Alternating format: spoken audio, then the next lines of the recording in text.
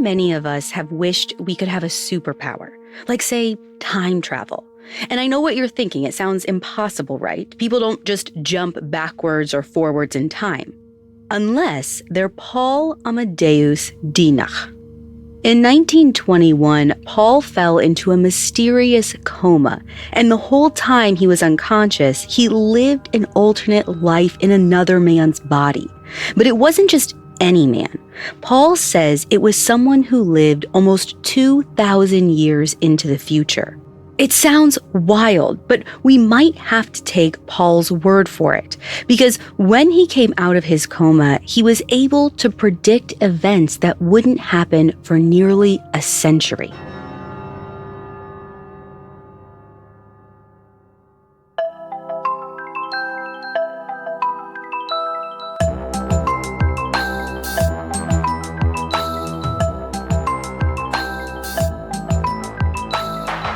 This is Supernatural, a Spotify original from Parcast. I'm your host, Ashley Flowers, and every Wednesday I'll be taking a deep dive into a real unexplained occurrence to try and figure out the truth. You can find all episodes of Supernatural and all other originals from Parcast for free on Spotify. This week, we're talking about a man named Paul Amadeus Dienach. Just before his death, Paul wrote about his experience being in a coma in 1922. He claimed he traveled to the future where he lived for a year in another man's body. And to this day, we can't explain how Paul could have known about the future world events and technology that he described. We'll explore the mystery coming up. Stay with us. Our story begins in 1917 in Zurich, Switzerland. Paul is a Swiss teacher and academic enthusiast. In his 20s, he pursued humanitarian studies, cultural history, and something called classical philology, which is basically the study of ancient Greek and Latin written language. But now, Paul's 31 years old and he teaches mostly history, and as far as we know, he's fairly healthy. But then, one day, out of nowhere, Paul just falls asleep. Presumably, it's in the middle of a normal, everyday activity because his family and friends try to rouse him, but Paul doesn't wake up. This freaks everyone out, so they take him to the hospital. The doctors say Paul has slipped into a coma, but they can't find anything physically wrong with him. And Paul stays like this for 15 days until finally he wakes up. It's snowing outside, and the second Paul opens his eyes, his mother falls onto the floor. She is sobbing with relief. Paul's a little disoriented when he wakes up, but other than that, he seems fine. Doctors still can't figure out what caused the 2-week coma, but after a few months, Paul seems to be back to normal. Everyone hopes it's just a weird, one-time incident. But 4 years later, in May of 1921, it happens again. Paul falls asleep, and once more his friends and family can't wake him. Only this time, it lasts longer than a few weeks. A month passes, and still nothing. At this point, things are looking even more dire than before. The doctors have to put Paul on a feeding tube to keep him alive. Meanwhile, his aging mother and his other friends and family continue to visit him. All they can do is pray Paul will spontaneously wake up. But another month goes by, and people start to give up hope.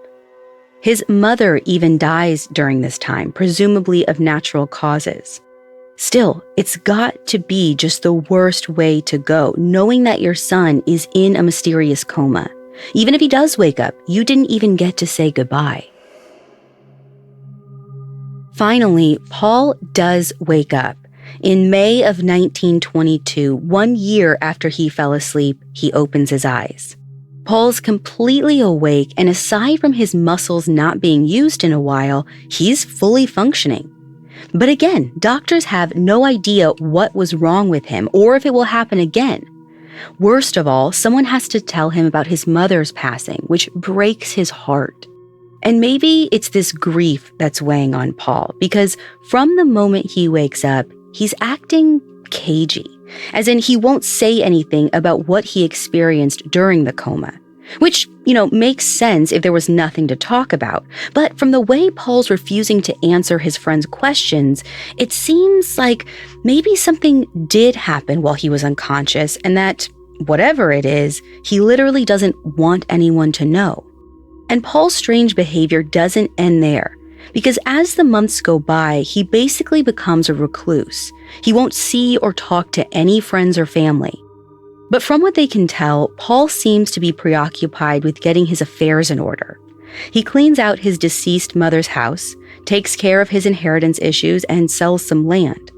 Other than that, he keeps himself so busy with manual labor, it's as if he's purposefully preoccupying himself.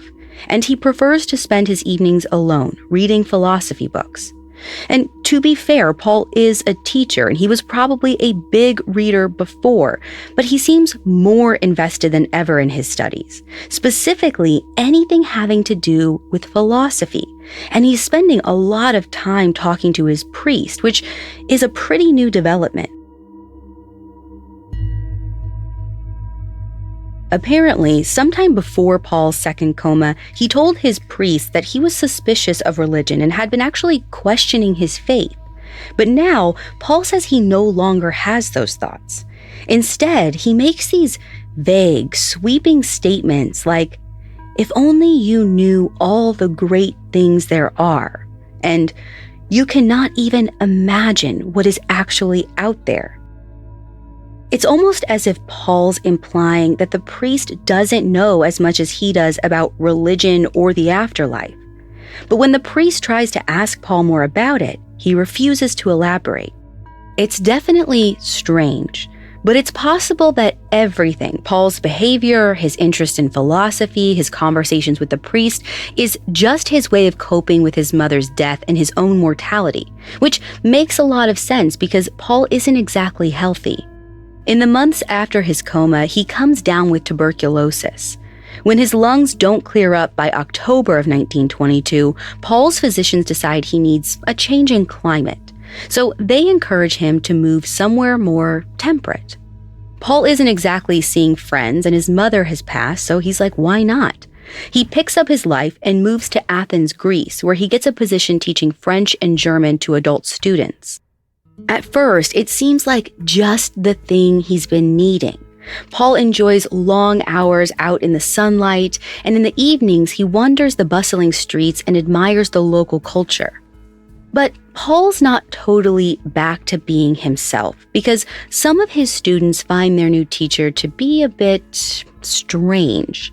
Now, to be fair, Paul doesn't exactly speak great Greek, so the language barrier is already a little awkward, but it's more than that. Like, one afternoon, a student finds Paul sitting across from the Parthenon, which is this massive ancient temple in the middle of Athens. Paul is staring intently through the barrier bars at one of the large rocks.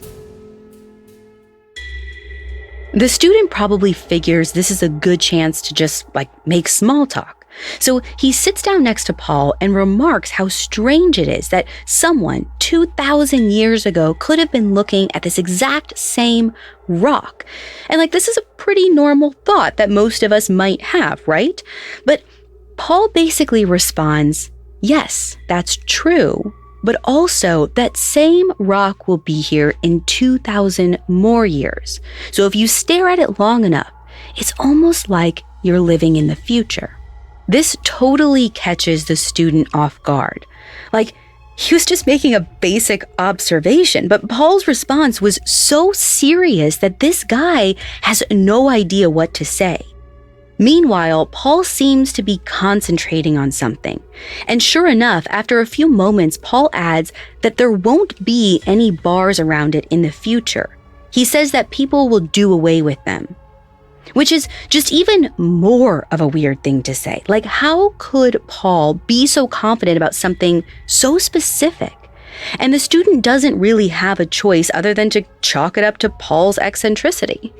In any case, there is one person who manages to get close to Paul while he's in Athens. It's another one of Paul's students, a guy named George Papahadzis. Paul seems to respect and trust George, and the two become somewhat close. But Paul still never breathes a word to George or anyone about whatever he experienced during his second coma. Unfortunately, by April of 1923, about 6 months after moving to Athens, Paul is coughing more and more. His tuberculosis has only gotten worse. At this point, it seems inevitable that Paul will die within a year or so he cuts back on teaching. The last year of Paul's life is kind of a gray area, but we know that one of the last interactions he had was with his landlady. One day, she knocks on Paul's door and he answers. But instead of his calm, level-headed self, Paul greets her almost manically. He gives her a massive hug and tells her he's completely overjoyed. He says he can finally write everything down, but he doesn't explain what he's referring to. He just seems really excited and almost like relieved about something. In any case, the next time we hear about Paul is when he dies, sometime in the spring of 1924. But it's unclear whether he passes in Athens or if he dies in Italy on his way back home to Switzerland. His name doesn't come up again for another 50 years, until 1972, when Paul's old friend George publishes a book. It's a translation of Paul's diary entries, and it contains the story of what really happened to Paul during his second coma. Turns out, he wasn't just lying there unconscious like his doctors and loved ones believed. Paul was actually busy living in the future. Coming up, Paul pays a visit to 3906 CE. Hi, listeners. Kate here from Parcast Network with a special announcement. Our newest Spotify original from Parcast is exploring all things superstitions. The origin stories of bad omens, the hidden lessons inside good luck charms, the old wives' tales you really don't want to ignore. Every episode of Superstitions presents a new drama that unpacks a different belief. Can holding your breath while passing a cemetery save your life? Will carrying a rabbit's foot bring you luck? Why should you never stay on the 13th floor of a hotel? They may seem mystical or eerie or completely illogical, but if every culture has them and so many of us believe in them, there has to be something to them, right? Superstitions airs every Wednesday, free on Spotify or wherever you get your podcasts. To hear more Parcast shows, search Parcast Network in the Spotify search bar and find a growing slate of thrilling new series to enjoy. Now back to our story. Just before he passed away, Paul gave his friend and student George a set of notebooks. Paul tells George they are for him to practice translating from German to Greek. But when George starts looking through them, he realizes these aren't just any notebooks. They're Paul's diaries.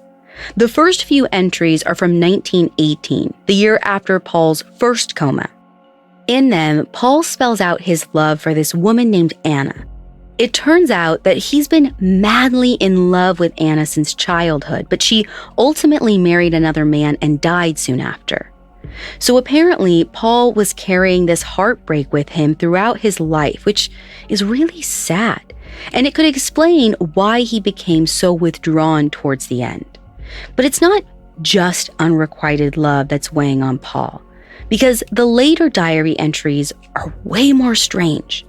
They start in 1922, the year Paul woke up from his second coma and moved to Athens, and they mostly concern this big weight he feels in his chest. Paul doesn't specify what exactly is weighing on him, but as his illness gets worse, he begins to contemplate the nature of his death, and his writings seem to get more and more harried until finally Paul decides it's time to write down what happened to him during his second coma, the one that left him acting so strange. And bear with me because this story is about to get wild. Apparently, on what Paul considers the first day of his coma, he wakes up in a strange room. He doesn't recognize it, but he knows he's inside a hospital. He says he's in a lot of pain, although he doesn't specify where, and his thoughts are a little fuzzy. His vision is also hazy, but Paul writes down that everything around him seems unbelievable, as in he literally doesn't know how to describe what he's seeing, except that the view outside his window seems like some kind of beautiful countryside. 12 days pass in the hospital, and his pain mostly vanishes. Paul's able to walk around a little, and when he looks in the mirror, his head is wrapped in a bunch of bandages, so presumably he can't really see his face. And Paul's still feeling a little bit hazy, so he doesn't think too much of it. A few days later, the nurses finally remove the bandages from his head. Paul gets up to go look in the mirror again. He's probably expecting his face to be a little, bruised or swollen in places. But when he sees his reflection, Paul is stunned because the person staring back isn't him. It's a young man, as in Paul is in someone else's body. Which, okay, that definitely sounds like something from a coma dream, but to Paul, it's so real that he loses it. He doesn't give any details exactly, but apparently he panics so much that the hospital won't even allow nurses into the room. And for the next few days, Paul is attended to only by 2 specific physicians. But when he tries to communicate with the doctors, he can't understand them. Now, remember, Paul is literally a language instructor, so it's gotta be really freaky that he has no idea even what dialect they're speaking. He can tell it has an Anglo-Saxon root, and he recognizes some Scandinavian words, but otherwise he has never heard this language before, which only weirds Paul out even more. A few days pass, and eventually Paul calms down. He's even allowed to go on a walk around the hospital, and he still has a hard time understanding what he's seeing or how to describe it because everything looks extraordinary. Like, there's this place Paul calls the drawing room, which seems to be like a waiting room. He says it's strangely large, and everything in it, the tables, chairs, stools, and picture frames, seem like they're made of crystal. They're reflecting these beautiful pastel shades, almost like a kaleidoscope. So at this point, Paul's probably wondering if he's died and gone to heaven. But as he continues walking, he hears the doctors and nurses whispering. With the language barrier, he can't make out what they're saying, except that they keep uttering a stranger's name, Andreas Northman. Then suddenly, it hits Paul. Andreas Northman is the man whose body he's in. And slowly, Paul begins to put the pieces together. He learns that Andreas went to the hospital after a harrowing accident. And Andreas actually died, but the doctors were able to revive his body by somehow freezing his brain. Except Paul knows that Andreas hasn't actually come back to life. Instead, it's like some sort of wire has been crossed between Andreas's body and Paul's consciousness, which, granted, that sounds impossible, but Paul must realize how bananas that sounds because he decides not to tell anyone that he's not Andreas Northman. Meanwhile, Paul is hit with a whole other surprise. At some point, Paul asks what year it is, and he finds out it's not even 1921, the year he fell into his coma. It's 3906 CE. Paul is stunned. 3906 CE? That is almost 2,000 years in the future. There's just no rational explanation for how he could have fallen asleep and woken up here. And maybe it's the shock that's getting to him because the entire time after Paul wakes up, he can't sleep. Now, sometimes his consciousness dozes off, kind of like a deep daydream, and Paul finds himself thinking about his mother or his deceased love, Anna, but physically he can't fall asleep. Apparently, this isn't normal, even by futuristic standards, because the hospital staff start to pay attention. And when the doctors can't figure out why Paul's not sleeping, they send in a couple visitors. Paul describes them as two elderly men dressed in fine white clothing. At first, he thinks they have to be maybe priests or kings, but he later learns that they're actually called electors, and they're the spiritual leaders of this futuristic society. Maybe it's their demeanor, or maybe it's Paul's own sensitivity to spiritual topics, but something about them stirs Paul. He's suddenly overcome with emotion. He completely falls to their knees and confesses everything. That he's actually from the year 1921 and how he woke up in another man's body but has no idea why. The two men seem to understand what Paul is saying, but they're still shocked.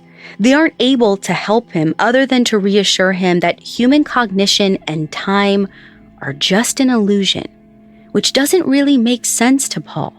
But he takes it as further evidence that he's living in some highly evolved future and not the afterlife. Like he must have fallen through some sort of time travel portal. It's definitely a lot for Paul to process, but as his first month passes, he's getting excited.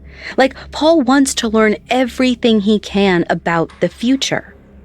One of the electors starts teaching him their language, and he even gives Paul a strange device that can narrate books and bring pictures to life, which sounds a lot like a TV or an iPad, but to Paul, it's completely foreign and futuristic. Paul's particularly curious about what's happened in world history between 1921 and 3906 CE. Except the elector warns him that he shouldn't focus too much on historical facts. Instead, he should pay attention to the bigger picture. He tells Paul that time and human creatures are only subjective impressions, and that there is a more true and objective reality. He calls this ultimate reality Samad. Paul doesn't really understand anything about the Samad. He's more concerned about what will happen to him now that he's living in the future. And so far, the only four people who know the truth about Paul are the two electors and Paul's two main physicians. Paul pleads with one of the electors not to tell anyone else about his body swap. He's worried about becoming a scientific study or a freak show.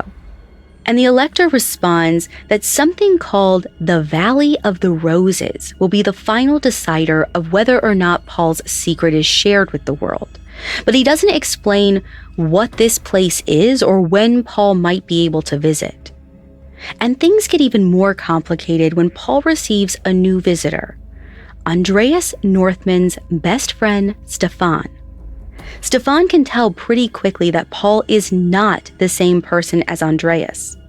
For one, Paul's handwriting is different, and some way or another, Stefan just intuitively figures out that there is someone else in his friend's body.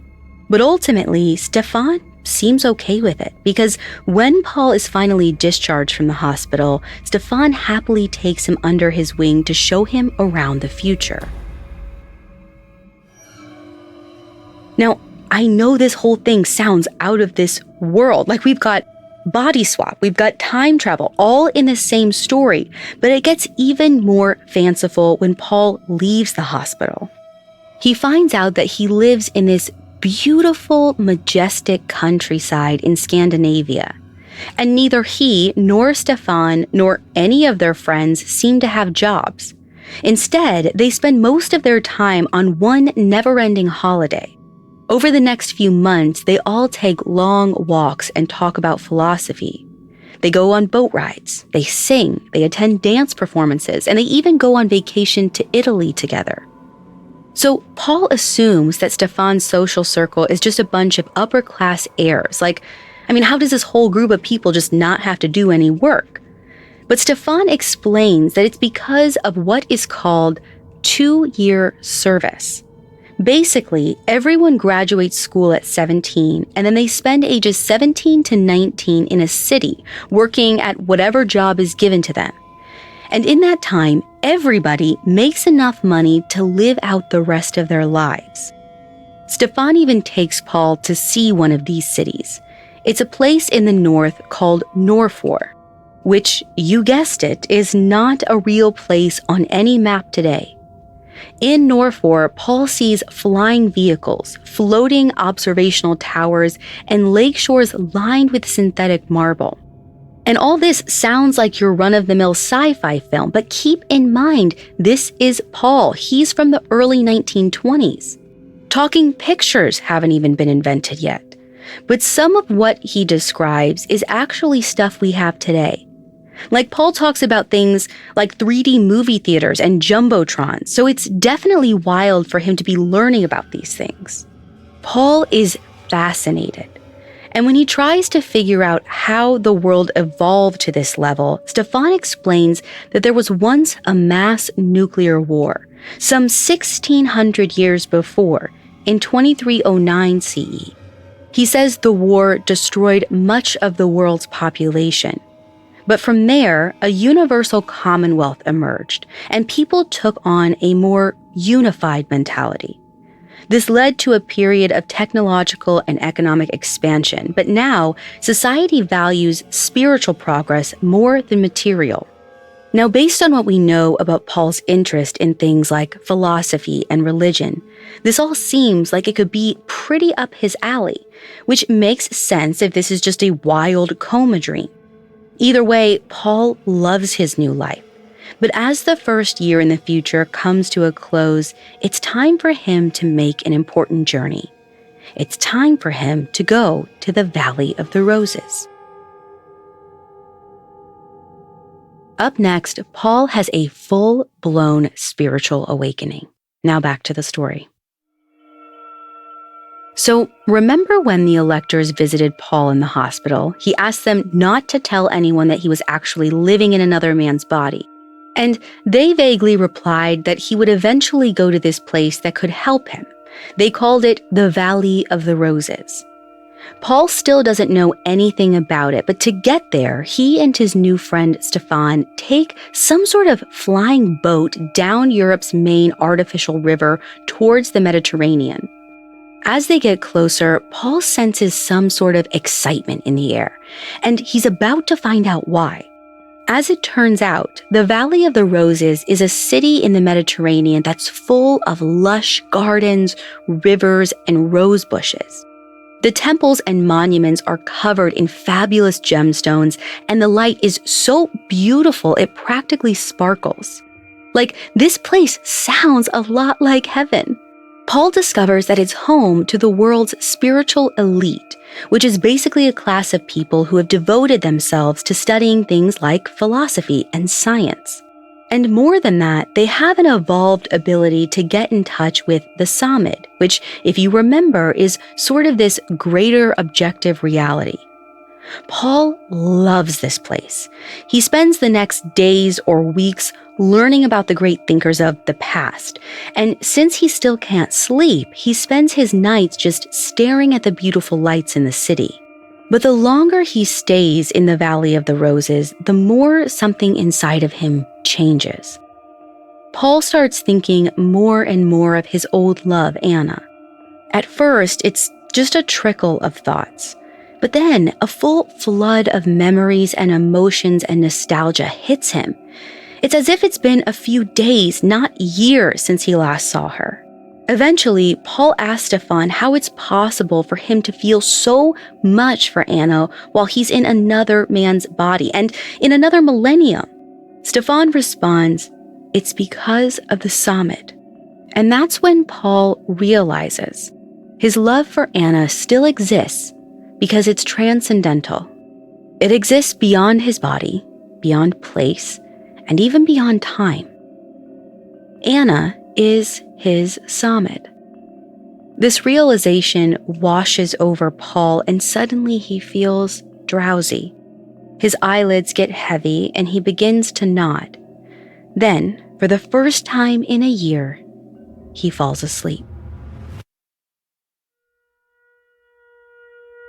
When Paul wakes up, it's 1922. 1 year since he slipped into a coma. He's inside his own body, lying in a hospital in Zurich, Switzerland. Paul can hardly make sense of what just happened to him, but he's convinced it's all real, and he's pretty sure people won't believe him, so he says nothing. It's not until closer to his death, 1 year later, that Paul writes the whole thing down from vivid memory. And when he dies, his friend and student George is the first person to read Paul's story. Over the years, George puts Paul's diaries into the hands of various secret societies like the Freemasons. Maybe he hopes they'll be able to make sense of what it all means. And the Masons, at least, seem to take it seriously because they try to keep the diaries under wraps. Allegedly, they're worried about the knowledge of the future falling into the wrong hands. So when George finally decides to publish Paul's story for the general public, it's 1972, almost 50 years since Paul died. Now, George is from Greece, and at the time, the Greek Orthodox Church is a huge political presence. They immediately condemn the book as heresy, and when the Greek dictatorship crumbles the following year in 1973, the first edition basically goes extinct. It's 6 more years until George publishes it again in 1979. This time, he titles the book The Valley of the Roses. Then a few years later, George dies, probably of old age. And any real interest in Paul dies with him. In fact, the story might have been lost entirely if not for a Greek writer and TV producer named Achilles Syrigos. In 2015, Achilles finds an old copy of George's book and translates it to English. The whole thing makes for a wild read. A guy who goes into a coma and comes back with vivid memories from the future? It's the stuff of a utopian sci-fi. But as far as real-life examples go, Paul's not actually that unique. Because as it turns out, he's not the only person who's come back from a coma with new stories to tell. In 2012, a 29-year-old man named Alpha Kabija gets into a bike accident in London. He's taken to a nearby university hospital where he spends a few weeks in a medically induced coma. And when Alpha wakes up, he knows who he is and who his loved ones are. He can even remember the accident. But he's also accumulated a few new memories. Like, Alpha remembers going to see his girlfriend who was pregnant with twins. He recalls putting the ultrasound picture in his notebook and then remembers that they've picked out 2 names, Sky and Nikita. Alpha also recalls having a job interview at MI6, which is Britain's secret intelligence service, and he remembers owning a small private plane. Except when Alpha wakes up, his girlfriend isn't pregnant, not then, not ever. He never interviewed with MI6, and he doesn't own a private plane. But Alpha is convinced that everything he remembers actually took place, which actually isn't too unheard of. Humans tend to think our memory works like a video camera, recording real moments as they happen. But this isn't entirely true. In fact, we are really good at adding in things that never happened, stuff we either imagined or dreamed about. In Alpha's case, he thought all these things had taken place in the present. But with Paul Amadeus Dienach, he was convinced he had lived through the future, which is actually something that scientists today are studying. They call it chronesthesia, or mental time travel. It's basically where someone imagines something that happened to them in the future, but it's coded into their memory as a present moment. Now, this is like way on the fringes of science, and we really don't know how it works exactly, but it could explain why Paul was so convinced he wasn't dreaming. His memories felt so real. He was convinced he had actually lived them. But it was probably just his imagination playing tricks on him. This makes sense when we think of the future Paul experienced. A lot of the futuristic philosophy in particular seems similar to Eastern religions, which Paul probably went into his coma already knowing a lot about. In fact, the Hindu religion believes in something called the samadhi, which sounds a lot like the word samad in Paul's dreams. There are even Hindu spiritual elites called Brahmin who are said to access the samadhi. So all of this, the Hindu samadhi, the Brahmin, it could all be the basis for the Valley of the Roses and the spiritually in tune people who lived there. Like, maybe Paul's imagination was pulling all these references together in his psyche to form this realistic seeming place in the future. Which sounds like a logical explanation, until you remember that Paul's diary gives us a breakdown of history leading up to the 40th century, and a lot of what he predicts is scarily close to our present situation. So according to Paul, the 21st century would be shaped by agricultural and environmental problems, the rise of individualism, a collapse of human rights, and the existential threat of nuclear weapons. The list goes on, but his predictions are eerily accurate. Like, these are clearly things we are dealing with 100 years later, and they were all predicted by a man from the early 1920s. It's hard to believe Paul could have just come up with this stuff on his own. In 1922, World War II hadn't even happened yet, which kickstarted the scientific and technological revolution. The Manhattan Project, the secret U.S. program that invented the first nuclear weapon, wouldn't begin for almost 20 more years. Like, Paul wouldn't have even known what nuclear weapons were, let alone that they would become a primary threat to civilization. There's just no rational explanation for how Paul could have known about these things. But in the end, it's just too big of a coincidence to dismiss. Like, who knows what we're capable of doing and seeing when our bodies are asleep or in a coma? Maybe our consciousness really can travel to the future and inhabit another person's body. Just whether or not that's actually possible, we just might have to wait until 3906 CE to find out.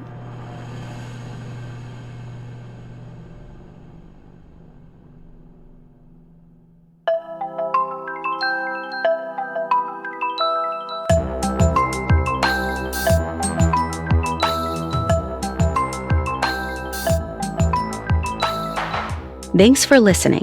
I'll be back next week with another episode. You can find all episodes of Supernatural and all other Spotify originals from Parcast for free on Spotify. And if you like this show, follow @Parcast on Facebook and Instagram, and @Parcast Network on Twitter. Supernatural was created by Max Cutler and stars Ashley Flowers and is a Parcast Studios original. It is executive produced by Max Cutler, sound designed by Carrie Murphy, with production assistance by Ron Shapiro and Carly Madden. This episode of Supernatural was written by Stacey Lee Nemec, with writing assistance by Allie Wicker. To hear more stories hosted by me, check out Crime Junkie and all Audio Chuck originals.